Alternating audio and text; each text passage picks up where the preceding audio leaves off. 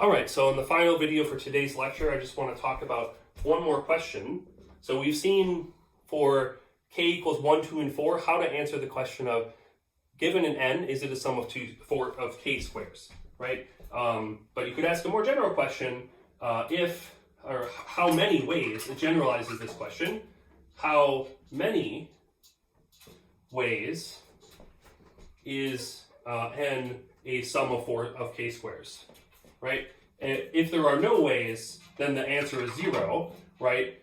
Like Lagrange's theorem tells us that there's at least one way for every answer, but it doesn't tell us how many different ways there are, right?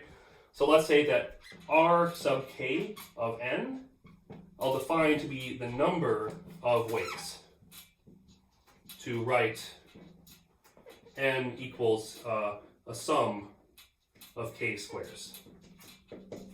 All right. So let's look at k equals 1.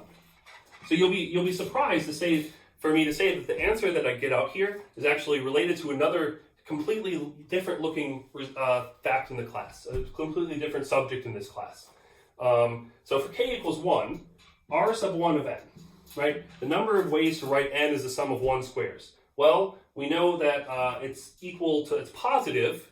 There is a way to write it as such, if and only if n is a perfect square, right?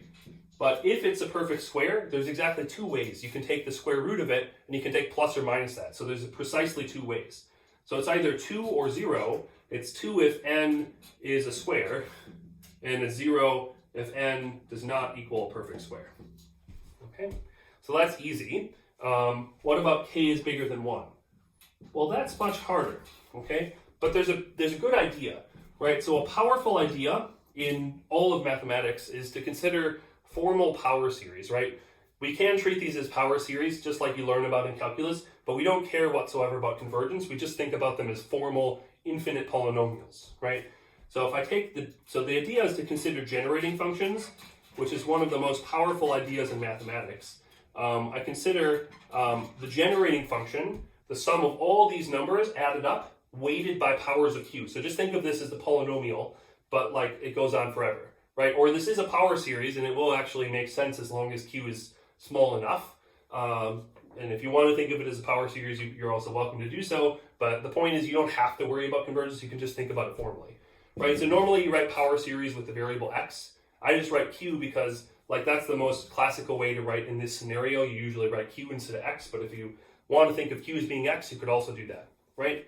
Okay, so the point is there's something called the theta function, theta of q. And this is the sum of n equals minus infinity to infinity of q to the n squared. Okay, so this is a very, very famous function. And in fact, so this was studied by Jacobi in the mid-19th century, and this led to a blossoming of many, many applications. So this theta function was studied very heavily by many people. It solves heat equations, so it's very important to the physicists. If in calculus, in Calc 1, you usually solve the pendulum equation, the equation of motion of a pendulum, but like only for small angles theta. What the motion of the pendulum looks like, right? You make the small angle approximation that sine theta is like about theta, right? What if you actually wanted to solve the equation of motion for a pendulum in general? Well, you need functions like these things, right? It's important, and maybe you've probably heard of the Riemann hypothesis, like the most famous open problem in math that's worth $1 million. It's closely tied to the behavior of this function. So this function is like important through all of physics and mathematics, many areas of mathematics, many areas of applied mathematics. It's just a very famous function. And the point is that this function here, this generating function, is just the power of this sum. So it's just the kth power of this, what I call a theta function. Okay? All right. So just imagine writing this out. Write this out as an infinite series and write out a bunch of terms. Write out a bunch of these in a row. Like write out 2 of them or 3 of them and look at all the ways you can combine to get different exponents and write it out. And you'll find that it's actually, you're just counting the number of ways to represent a number as a sum of squares, the squares coming from each of these different exponents in each of the different factors you write out. Okay? So this theta function happens to be what we call a modular form, right, which is the kind of thing that I study. And basically that means, in a very precise way, that it has infinitely many symmetries. So it has infinitely many symmetries as a function all at the same time. So it encodes periodicity. Basically, that's why I write in terms of Q anyway, because Q is really, you should think of this as a Fourier series. If you've ever heard of Fourier expansions, if you've ever heard of breaking down a song into its frequency components and looking at the individual frequencies that contribute, that's kind of like what you're doing here. So this is Q, you can think it's just sines and cosines basically, but we wrap it up with an exponential function, e to the I theta instead.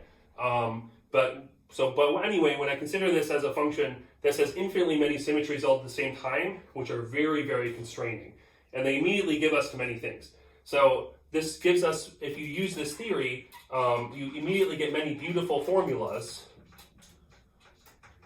for some of these guys. So for example, for sigma, or sorry, I'm getting ahead of myself, for R4 of n, right? So what does Lagrange's theorem say? Lagrange just says that R4 of n is always bigger than or equal to 1. Okay, but like, actually, what is it?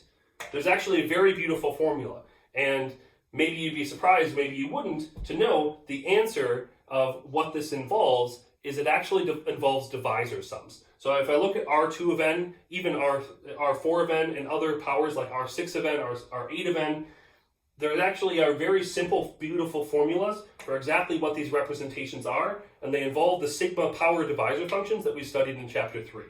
Right? So there's a secret relationship between sums of squares and divisor functions that don't look like they really have a lot to do in common, and there's very beautiful ways to prove it using this deeper structure of complex analysis and these infinite symmetries of things.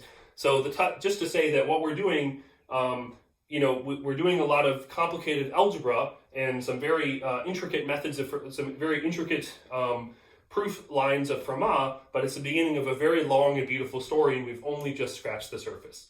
All right, but so that's where we're ending the main material of the class, and we've gotten through all the material that I think was essential, that we really wanted to.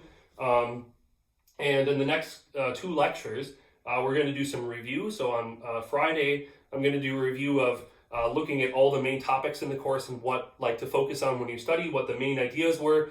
I think that will be helpful in terms of focusing what to study. And it's also very similar to, by the way, how I write the exam. I think about what were the big ideas, and I want a number of those big ideas to show up in the exam. So I think it'll be very helpful for you to take a look at. And on Monday, the final day of class, I'll go over the sample exam solutions. All right, so anyway, that's it for today.